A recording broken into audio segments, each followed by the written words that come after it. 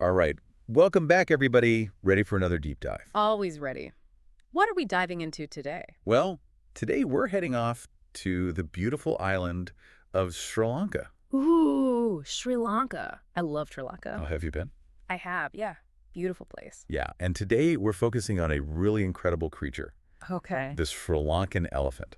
Awesome. I'm excited. Me too. Yeah. We've got some really cool excerpts lined up all about this amazing animal. Okay. And we'll learn about why they're so important to the ecosystem, Yeah. to the culture of Sri Lanka, Right? and also, unfortunately, some of the big challenges that they're facing these days. Yeah, I think a lot of people probably just think, oh, an elephant is an elephant, right? Yeah, exactly. But what's really interesting is that the Sri Lankan elephant, it's not just any elephant. Right.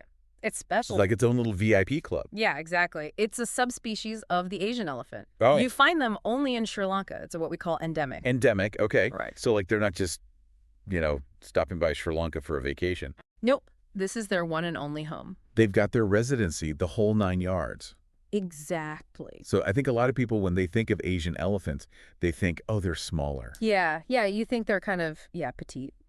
Yeah, cute little, But these guys, these Sri Lankan elephants, they're not exactly petite, are they? No, not at all. They're actually the largest of all the Asian elephant subspecies.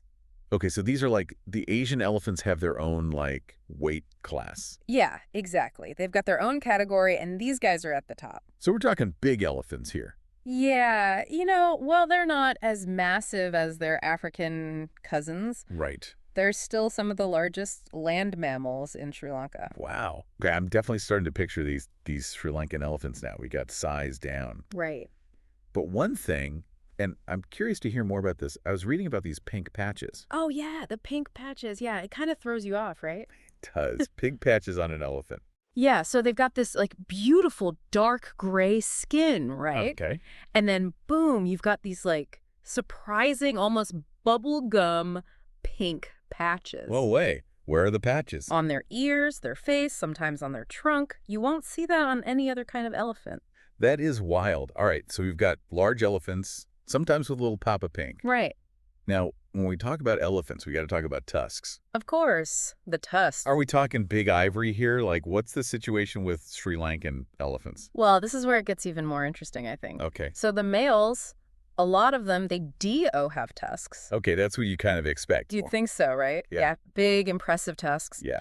But then you've got a bunch of them that are totally tuskless. Tuskless. No tusks whatsoever. I didn't even know that was a thing. Like, how does that even happen? What causes that? That, my friend, is a whole other deep dive. All right. Noted. I'm putting that on my list of things to investigate. Yeah, definitely. But it definitely makes them even more unique, right? It does. So mysterious tuskless elephants. Exactly. All right. So we've got a good sense of what these elephants look like. Right. But where in Sri Lanka are we most likely to find them? Like, what's their ideal habitat? Okay, so picture this. Imagine a place with, beautiful sun-drenched landscapes. Okay. And you've got these hardy trees, the kind that can handle some serious dry spells. All right. Tough trees. Exactly, tough trees. And then you've got, scrubland all around. That's the dry zone forest. The dry zone forest. Yeah, and that's where these elephants love to hang out. So, they're built for this kind of environment. Oh, yeah, totally adapted to it. Yeah. And if you ever visit Sri Lanka, which you should. On my list. You should. You might catch a glimpse of these guys in national parks like Yala, Udawalawe, Wilpattu, or Minneriya. Oh, yeah, those names sound familiar. Yeah, they're really well known. So, these parks are elephant hotspots. Totally. They're havens for these incredible animals. This makes sense.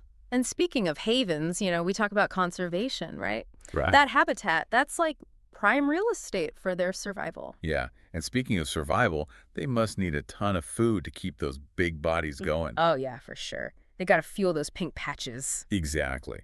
So what's on the menu for a Sri Lankan elephant? What are they snacking on? Well, they're herbivores. Okay. So they're not out there hunting. They're more like giant four-legged lawnmowers. I love that. A four-legged lawnmower. Right. They graze on grasses, they munch on leaves and fruits, even strip bark from trees sometimes. They've got to have a lot of variety in their diet. Interesting. Yeah. And you won't believe how much they can eat in a day. Oh, I bet it's an astronomical amount. And what about water? I mean, elephants in general, they're known for needing gallons and gallons of water a day. Right, you're telling me. They need a ton of water every single day. It's crucial for them. Right. And they'll often travel like really long distances just to find good water sources. So it sounds like their days are pretty much about finding food, finding water, and repeat. Pretty much. So what about their social lives? Like, are they loners or are they party animals? That's a great question. And the answer is it depends. It depends. Yeah. See, the females, they are super social. Okay. They live in herds Right, yeah. led by a matriarch. A matriarch. Okay, so like Yeah. a wise, experienced female. The wisest. She's like the CEO of the elephant family. Love it. The males, though, they're a little different. They're more solitary, Okay. or sometimes they hang out in small bachelor groups. So like the ladies are all about girl power and the guys are doing their own thing. Exactly. But here's the thing. Even with all their strength, even with this matriarchal leadership, Yeah. these elephants, they're facing a really tough situation. Right. You're talking about their endangered status. Exactly. It's kind of heartbreaking. Yeah. It's hard to imagine, a creature that seems so powerful, so magnificent, Right. being at risk. It is. Yeah. And there's a lot of reasons why. It's complicated, Right. One of the biggest problems is habitat loss. Habitat loss. Okay. So like their home is shrinking. Exactly. As humans, we keep expanding. Right. We need more space for ourselves. Right. But that means less space for the elephants. Right. And that means fewer resources for them. Less food, less water. I can see how that would be a huge issue, especially with them needing so much food every day. Exactly. And that's where the human-elephant conflict comes in. Right. We were talking about that earlier. Yeah, you see, when elephants can't find enough food in their natural habitat, Yeah. sometimes they're going to go looking for it elsewhere. And that elsewhere is like farms and crops Yeah. and things like that. Exactly. And that leads to tension, Yeah. conflict. Yeah, because the farmers are trying to protect their livelihoods. Of course, of course. So it's a really tough situation for everyone involved. It's a lose-lose, really, isn't it? It is. And then on top of that, you've got poaching. Yeah, poaching. Sadly, that's still a big problem, the illegal ivory trade. Yeah. It's hard to believe that in this day and age, people are still doing that. I know. It's tough. But thankfully, there are a lot of people out there working really hard to help these elephants. Okay, good. There's got to be some good news here. Oh, yeah, there is. What are some of the things that are being done? Well, for one thing, protected areas. Okay. Like those national parks we talked about earlier. Right. Yala, Udawalawe. Exactly. Those parks are vital. They give the elephants a safe haven, a place to roam free, and they also allow researchers to study them, to learn more about them, and to help protect them better. That's so important. It is. And then there are these elephant corridors. I was reading a little bit about those. Oh, yeah, the elephant corridors. Those are super cool. Yeah, like elephant highways, basically, right? Exactly. So they can move safely from one area to another. Right. Even when there are, like, human settlements and stuff in the way. Wow. So they're finding ways to help elephants coexist with humans. Exactly. It's all about coexistence. And what about those human-elephant conflicts we were talking about? Like the crop raiding. Are there any solutions for that? There are some really promising initiatives out there. A lot of them focus on working with local communities, Okay. like helping farmers find ways to protect their crops. So like practical solutions. Exactly. Things like electric fences or early warning systems, Early warning systems. So like if there's an elephant herd headed towards a village, they know in advance. Exactly. Gives them time to prepare. That's great. Yeah. And the other thing I think we should mention is the cultural significance of these elephants.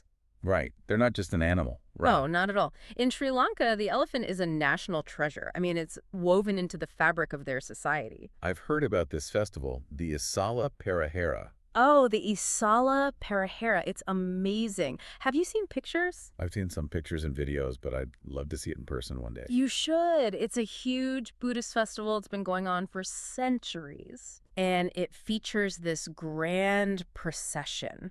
Okay. And the elephants are like a major part of it. So they're not just like walking in the procession, they're decked out. Oh, yeah. They're totally decked out. They're adorned with these beautiful garments. They've got lights. It's stunning. It sounds incredible.